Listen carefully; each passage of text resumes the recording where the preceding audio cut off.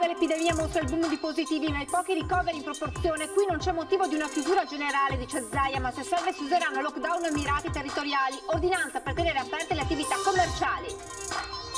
Intanto sul piatto del governo c'è anche l'ipotesi del coprifuoco alle 22 sull'esempio francese. Panico tra ristoratori e baristi. Trattenere la rabbia, avvertono, è sempre più difficile. Tra gli effetti dell'aumento dei contagi e della possibile nuova chiusura, uno riguarda i supermercati. Già iniziata la corsa agli scaffali. Identificati e denunciati dai carabinieri 2 giovani romeni che hanno abbandonato il figlio di 4 mesi a Verona. Il piccolo sta bene, a spingere al terribile gesto sarebbe stata la loro situazione di grave indigenza. Firmato lo stato di crisi per i danni ingentissimi della doppia tromba d'aria che ha flagellato Sottomarina e Chioggia. La conta è appena cominciata. Stamane l'addio a Claudio Sinigaglia, ex vice sindaco di Padova ed ex consigliere regionale del PD. Cerimonia prima a Palazzo Moroni con l'alzabare e poi nella chiesa di Santa Maria Assunta di Chiesa-Nuova. Oggi l'arrivo del Giro d'Italia in Veneto con la carovana Rosa Monselice, domani la tappa delle colline del Prosecco, vigilia tra attesa degli appassionati e misure anti-Covid. Si terrà a primavera la mostra dedicata ai disegni realizzati dai bambini durante i difficili mesi del lockdown. Il calendario era già pronto per novembre, ma la situazione dei contagi ha spinto al rinvio. Buonasera, ben ritrovati con l'edizione regionale dei telegiornali di Antenna 3.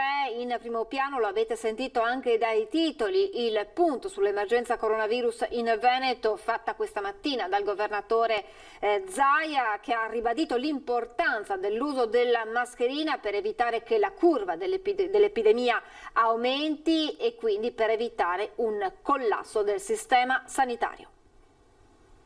Emergenza ospedaliera non c'è, ma si sente la pressione. Lo scenario che ci preoccupa è quello di una non tutela della salute con la mascherina e che si incrementino le terapie intensive e i ricoveri. Oltre un certo limite si va al collasso del servizio sanitario. La fotografia dell'attuale situazione e i rischi a cui si potrebbe andare incontro se i contagi dovessero aumentare, nelle parole del governatore Zaia. In mano i grafici che mostrano l'andamento della curva epidemiologica dal 21 febbraio ad oggi. La curva rossa, penso che la intravedete, no? La curva rossa sono i positivi da 21 febbraio ad oggi. Vedete che la curva rossa oggi è più alta di marzo, di febbraio, però vedete la curva gialla, a marzo con quei positivi avevamo una massa di ricoveri importante, oggi in questo momento la massa di ricoveri non segue la tendenza. Stiamo rilevando più positivi perché? Non perché ce ne siano di più. Stiamo rilevando più positivi e facciamo tanti più test. Quella linea gialla rappresenta l'indicatore più significativo della situazione, prima che si arrivi ad un punto di non ritorno. Oltre un certo limite è inevitabile che si torni ai Covid Center. Ma nel momento in cui io vado ai Covid Center è inevitabile che occupo spazi di attività ospedaliera ordinaria. La vera sfida dunque è la tenuta del sistema ospedaliero che passa attraverso il comportamento responsabile dei cittadini. Lo scenario di avere 800 terapie intensive, uno dice beh, ma le ha allestite, quindi ci sono. Sì, ma c'ho 8.000 letti occupati, vuol dire che gli ospedali del Veneto non hanno di fatto più un posto libero per nessun'altra patologia. Io so di inquietare, ma vorrei far capire perché sto battendo sulle mascherine. Se il virus si diffonde è perché non portiamo la mascherina oppure la portiamo irregolarmente. E potrebbe arrivare a breve una nuova stretta proprio sull'utilizzo di questi dispositivi. Io sono convinto che qualche aggiustamento, senza complicare la vita ai cittadini, soprattutto sui dispositivi di protezione, va fatto. Mascherine da indossare anche quando sei tra amici o con familiari non conviventi, spiega Zaia, che chiede un atto di responsabilità anche ai più giovani. E a proposito di ragazzi, sul fronte scuola attualmente sono 2.715 gli studenti in isolamento, ovvero lo 0,38% del totale, 388 invece i positivi che rappresentano lo 0,08%. Io tifo perché la scuola resti aperta, non perché si chiuda la scuola. Però oltre certi limiti dopo ti tocca fare anche dei ragionamenti in questo senso, che oggi non facciamo. E sulla possibilità di nuove chiusure il governatore parla di lockdown chirurgici, territoriali, laddove vi sia la necessità. Io non porto avanti idee di lockdown. Lockdown non ce ne sarà più. Si andrà verso restrizioni a seconda dei contesti territoriali da quello che accade. Nelle prossime ore, intanto, in arrivo una nuova ordinanza di continuità. Io rinnoverò nelle prossime ore tutta una serie di ordinanze che avevo fatto, che non sono restrittive, sono per confermare la possibilità di tenere aperto secondo le linee guida, perché scadono queste ordinanze, no? E prende sempre più piede l'ipotesi di un coprifuoco alle 22, alle 10 di sera, sull'esempio francese, ipotesi che getta nel panico ristoratori e baristi. Tenere la rabbia è sempre più difficile, spiegano. L'umore è sempre più nero. Facciamo sempre più fatica a tenere i nostri associati che hanno sempre più rabbia dentro, e mettere tranquillità in questo momento, mettere serenità è veramente difficile. La misura è già colma e davanti c'è un lungo autunno che di giorno in giorno sembra sempre più incerto. Lo sanno bene a Treviso Imprese Unite, sodalizio nato nei giorni duri della prima ondata e delle prime chiusure totali. In mezzo ci sono voci ufficiali e poi smentite, indiscrezioni di palazzo e azioni su cui si sta riflettendo in queste ore, come lo stop a palestre, parrucchieri, barbieri, centri estetici, ma anche cinema e teatri. Su tutte c'è il coprifuoco alle 10 di sera sulla falsariga di quanto sta accadendo in Francia. Chiudere alle 22 vuol dire non dare neanche praticamente il tempo di aprire, perché effettivamente quella nei locali, quella nei ristoranti deve essere un'esperienza, non è più un mordi e fuggi, e se l'esperienza togliamo via il tempo non ha più senso di esistere.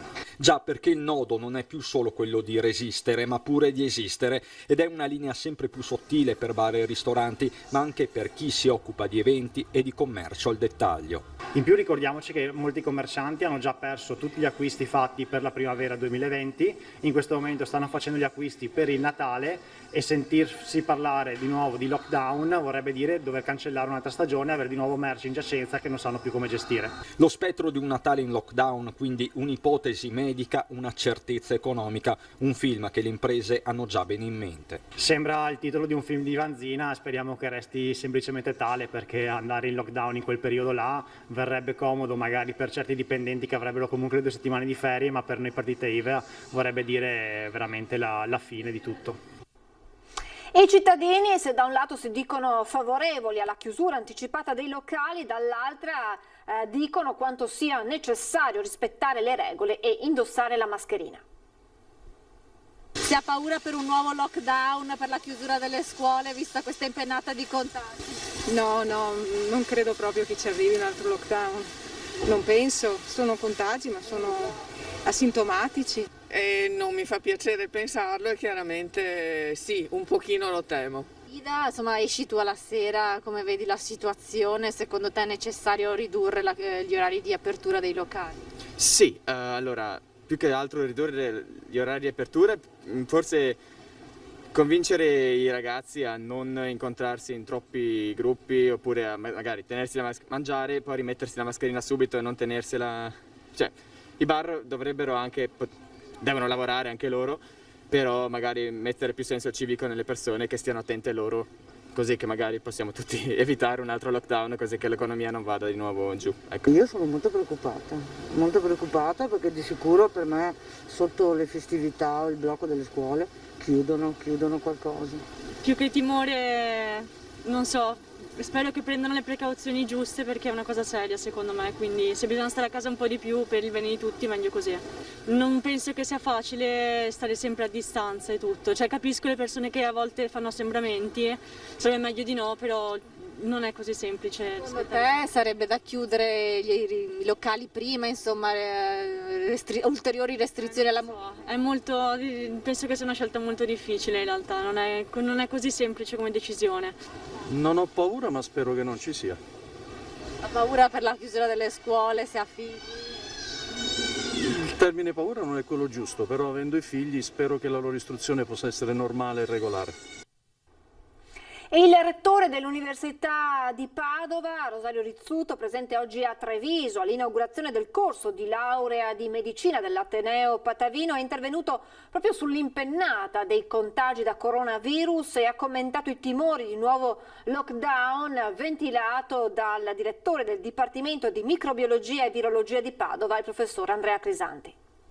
Stiamo guardando con preoccupazione questi numeri, è chiaro che se i numeri esploderanno, le autorità competenti prenderanno delle decisioni, ma oggi l'impegno di tutti noi è non farli esplodere questi numeri. Io credo che con comportamenti consapevoli, Quindi, come ho detto prima, riprendendoci la vita, la formazione, il lavoro, anche la socialità, ma in un modo che ci protegga, noi questa impennata che i numeri hanno dobbiamo essere in grado di fermarla. Quindi io per oggi dico lavoriamo tutti insieme sulla prevenzione, ma non perché ci viene imposta, ma perché ci crediamo. Sa che cosa succederà a Natale? L'allarme di Crisanti è giusto? Io voglio parlare di oggi. Natale, purtroppo il Covid ci insegna che 2 mesi è un tempo lunghissimo e noi non dobbiamo pensare a Natale, noi dobbiamo pensare ad agire oggi, agire con gli strumenti della prevenzione, agire preparando i nostri ospedali. Il Presidente Zaia l'ha detto, gli ospedali sono pronti, noi vogliamo che questi numeri restino bassi, ma se i numeri crescono ci devono essere le corsie, ci devono essere terapie intensive. Questo è il lavoro da fare oggi. Non abbiamo la visibilità. Chi è che a luglio avrebbe detto che a ottobre ci saremmo trovati con quasi 9.000 positivi? E per lo stesso motivo io dico, oggi abbiamo 9.000 positivi, lavoriamo per riportarli a 2.000 in un tempo rapido e lo facciamo attraverso l'atteggiamento consapevole di tutti noi. È chiaro che se ci troveremo che anziché 9.000 diventano 20.000 e soprattutto l'impatto ospedaliero cresce, le autorità sanitarie e le autorità politiche dovranno prendere delle decisioni, ma oggi è molto più importante far passare il messaggio e lavorare sulla consapevolezza e sui comportamenti ragionevoli. Anche a Venezia continuano ad aumentare i casi, i numeri parlano chiaro e ULSS 3 e ULSS 4 detengono anche un record. Sentiamo quale.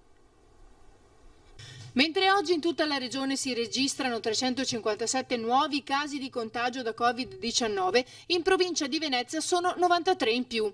Il numero delle persone che attualmente risultano positive sale quindi a 1472, la maggior parte dei quali asintomatici, mentre in regione si è toccata quota 8138.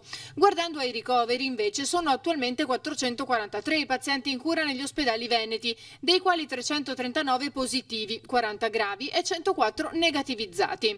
In provincia di Venezia ci sono 22 persone ricoverate a Dolo, tra cui una grave, 29 ai Santi Giovanni e Paolo di Venezia, 2 in terapia intensiva, 26 all'ospedale All'Angelo di Mestre, 4 gravi, 1 al Fatebene Fratelli, 14 a Villa Salus, 1 a Noale, 15 a Jesolo, 1 in terapia intensiva a San Donà e 1 a Portogruaro. Un piccolo record che l'ULSS 3 detiene rispetto alle altre province è quello che riguarda il maggior numero di situazioni scolastiche dove risulta almeno un caso, sono 104, mentre l'ULSS 4 detiene il record con il maggior numero di docenti e operatori in quarantena preventiva, 107. Scuola, viaggi, vita sociale, in prima linea sul Covid a Vicenza è il servizio igiene e sanità pubblica dell'ULSS, a lui il compito dei tracciamenti, un lavoro però che sta diventando sempre più complicato. Ad oggi noi, alle 11 di questa mattina, abbiamo circa 52 classi interessate dalla presenza di un soggetto positivo, alunno, studente o insegnante, in più o meno 52 scuole diverse. In quarantena effettiva sono al momento 17 i soggetti positivi, intesi bambini piccoli, scuola materna o elementare, o ancora i casi secondari che in questo momento si attestano in 7 classi e poi si devono contare le 5 classi chiuse a Valdagno. L'emergenza oggi nel territorio vicentino è la gestione del tema positività a scuola, in particolare l'aspetto organizzativo di rapporto con le istituzioni scolastiche. Sta molto lavorando anche la cosiddetta volante scuole, ne abbiamo un'unità fissa e una che installiamo a bisogno, ma abbiamo appunto possibilità di fare tamponi rapidi in classe, quindi impattando meno anche dal punto di vista organizzativo per le famiglie e per le scuole, più o meno 5-6 scuole ogni giorno. Poi c'è il tema sociale, i giovani, la movida, il venir meno del rispetto del distanziamento sociale della mascherina. Quando viene intercettato un positivo diventa particolarmente complicata l'indagine epidemiologica, ovvero il cosiddetto contact tracing. Uno studente inserito in una vita sociale normale ci porta almeno 15-20 persone Tantissime infine le richieste di tamponi, il centralino dello slotto, 5-6 linee in funzione, squilla in continuazione, una situazione in continua evoluzione anche dovuta al cambio delle normative che vede per esempio paesi uscire ed entrare nella blacklist, ma si continua a viaggiare anche se non per diletto. Viaggia in questo momento soprattutto per lavoro, per cui noi abbiamo tante chiamate, tanti rapporti con le ditte che appunto dal nord-est vicentino inviano, in questo momento soprattutto. Tra gli effetti dell'aumento dei contagi e della possibile nuova chiusura, una riguarda i supermercati, ovvero è già iniziata la corsa agli scaffali. Voi del vostro osservatorio quanto sta colpendo, diciamo così, questa pandemia anche i consumi e con le paure degli italiani ma dei veneti? Ma lo vediamo perché purtroppo, aggiungo io, già da questo lunedì è aumentato l'acquisto da parte di beni di prima necessità, quindi varie uova piuttosto che farina, lievito, si è già visto un incremento di questa tipologia. La paura di una nuova chiusura totale ha già portato alla corsa agli scaffali. Questo è un altro degli effetti collaterali dell'incubo Covid per le famiglie trevigiane e venete. Corsa all'approvvigionamento dei beni di prima necessità come farina, lievito, uova o zucchero, con i responsabili dei supermercati che sottolineano: questa paura si sta già diffondendo, noi assicuriamo la disponibilità del prodotto e ci auguriamo che chiaramente questo brutto periodo abbia una fine. Accanto a questa paura c'è la realtà dell'aumento delle famiglie in difficoltà economiche, anche nelle piccole comunità, come sottolinea la Caritas trevigiana. Quanta richiesta avete voi di persone in difficoltà in questo momento? Ne abbiamo abbastanza, persone anche locali qui. Ecco, l'età e l'estrazione sociale? Sono abbastanza giovani, di tutte le età ne abbiamo, dai giovani agli anziani. Più persone da sole o più famiglie? Famiglie, ci sono tante famiglie con bambini piccoli. E prima di andare in pubblicità vi darei il conto del report di Azienda Zero, proprio arrivato in questi secondi, il tempo di posizionarlo, eccolo qui, sono 254 rispetto al report della mattinata i casi positivi in più in Veneto, e balza subito all'occhio il numero di Treviso con 105 positivi in più sempre rispetto al bollettino della mattinata. Ci fermiamo adesso per qualche istante di pubblicità, tra poco. Rieccoci in diretta, ancora un rapido passaggio sul bollettino del pomeriggio. Abbiamo detto 254 casi positivi in più, ma guardate, si registrano 32 ricoveri in più in area non critica negli ospedali del Veneto, quindi un incremento significativo per quanto riguarda i posti letto nella nostra regione, 2 nelle terapie intensive, e dunque quel dato che vi abbiamo mostrato nel servizio con le parole del governatore Zaia sta lentamente aumentando, e potrebbe essere poi il dato più importante sul quale potrebbero arrivare nuovi ragionamenti futuri. Lasciamo la pagina dedicata al coronavirus, passiamo alla cronaca ricordando la vicenda di quel neonato di 4 mesi trovato abbandonato in strada a Verona. Ebbene, sono stati identificati 2 genitori, una coppia di romeni, la madre di 34 anni e il padre di 30 anni, che ora dovranno rispondere dell'accusa di abbandono di persone minori o incapaci aggravato in quanto commesso dal genitore. Dietro al gesto potrebbe esserci la pesante indigenza, la grave situazione economica e lo sconforto per questa situazione. Il bimbo è ancora ricoverato in ospedale, sta bene, e sono state davvero tante le richieste di adozione arrivate nelle ultime ore. Il sindaco di Chioggia, Alessandro Ferro, ha firmato questa mattina lo stato di crisi per i danni relativi alle 2 trombe d'aria che ieri si sono abbattute su Chioggia e Sottomarina. I danni anche al cimitero, ha fatto un frullato delle tombe, ha fatto. E sì, ha preso dal mare, è andato fino a Borgo San Giovanni, sarebbe a Chioggia. Quello che mi ha impressionato sono soprattutto che sono scardinati le cancellate. E qui c'è addirittura una parete tutta divelta, non so come abbia fatto. Una devastazione quella vissuta da Chioggia, che si rimbocca le maniche e inizia la conta dei danni. Un sopralluogo, quello del primo cittadino che ha visitato i luoghi più colpiti dall'allagamento, che nella mattinata di giovedì ha mandato la cittadina sott'acqua e sottomarina in ginocchio, colpita anche da una tromba d'aria. Firmato stamane lo stato di crisi. Ho già firmato che era pronta questa mattina una comunicazione per richiedere lo stato di crisi alla Regione e al Governo in attesa di ottenere dei fondi per poter compensare i danni che si sono verificati nella mattinata di ieri. Oltre al vento di Bora, che in zona San Giovanni, a ridosso della bocca di porto di Chioggia, ha spazzato via ogni cosa, dalle lapidi del cimitero alle tettoie come quella del bar della stazione o del magazzino del campo sportivo, la cui copertura è volata in strada, o chioschi scoperchiati negli stabilimenti balneari. Nonostante il Baby Mose abbia funzionato regolarmente, la combinazione di marea e acqua piovana scesa in gran quantità e in poco tempo ha portato comunque ad allagamenti importanti. Alzando il Baby Mose ristagna l'acqua, non è possibile smaltirla diversamente, quindi il centro storico si trova a dover affrontare questo fenomeno.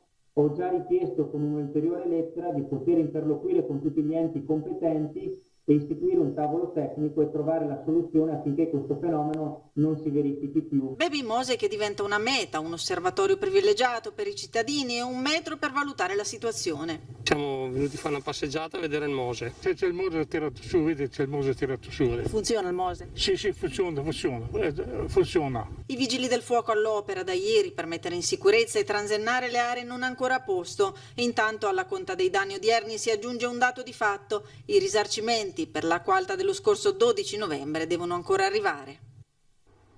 Oggi l'addio a Claudio Sinigaglia, ex vice sindaco di Padova ed ex consigliere regionale del PD.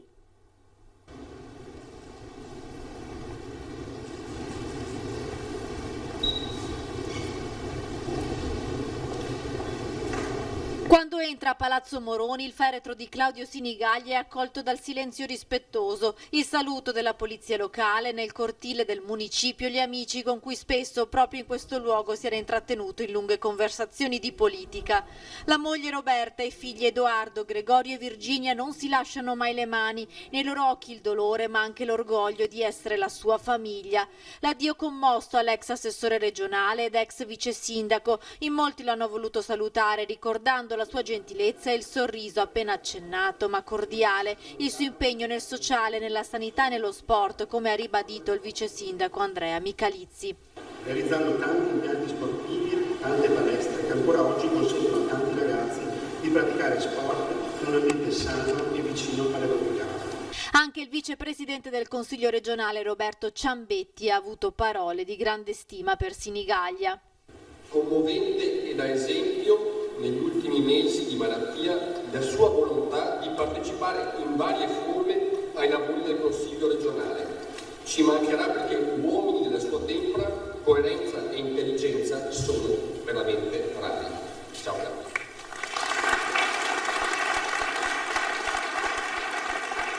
Il ricordo di Sinigaglia politico lo tracciano l'ex sindaco Flavio Zanonato, che lo definisce un amministratore del fare, e l'amico di sempre Gianni Berno, che lo chiama il professore del bene comune, ricordando la sua professione di docente prestato alla politica. Spetta al figlio maggiore Edoardo ricordare Claudio papà. Era un papà attento, anche se molto impegnato. Quando avevamo veramente bisogno di lui c'era. Non ci faceva sconti. La frase che ci ripeteva sempre a me, Gregorio e Virginia, era: dovete impegnarvi a costruirvi come persone, non potete mai improvvisarvi. Quando il feretro esce, l'abbraccio della città che lo accoglie con un lungo applauso.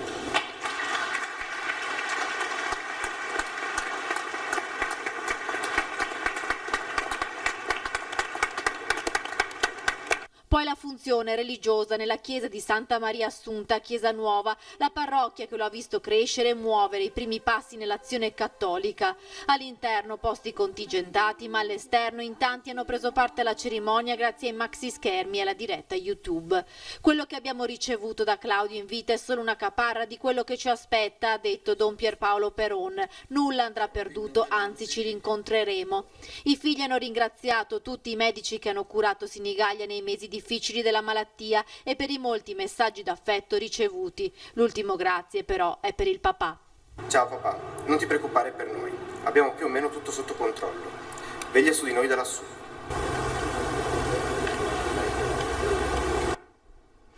Voltiamo pagina, parliamo del Giro d'Italia che oggi è arrivato in Veneto con la tappa che ha visto il traguardo finale a Monselice. Domani invece è attesa per la tappa cronometro tra Conegliano e Valdobbiadene, la cosiddetta tappa del Prosecco, tra le colline del Prosecco, un percorso già addobbato in rosa con fiocchi, palloncini, ma anche con tanti cartelli con le precauzioni anti-contagio, quindi anche qui massima attenzione per le normative anti-Covid. Sospesa al momento la mostra dedicata ai disegni realizzati dai bambini durante i difficili mesi del lockdown. Il calendario era già pronto, si doveva partire a novembre a Vicenza per toccare tutte le province venete, ma vista la situazione dei contagi, la Regione Veneto ha deciso di rinviare l'esposizione alla prossima primavera. Oltre 800 disegni, 54 disegni scultura, 13 sculture, 76 pensieri, messaggi. Da essi, ha detto il presidente Zaia, viene una testimonianza viva, un invito a condividere e rielaborare attraverso gli occhi dei bambini le emozioni vissute da tutti. La mostra sarà ospitata in luoghi altamente rappresentativi del territorio veneto per concludersi nel comune simbolo della lotta al Covid, ovvero Vo. Con questa notizia termina la nostra edizione del telegiornale regionale. Vi lascio le previsioni del tempo. Grazie per l'attenzione. Buona serata.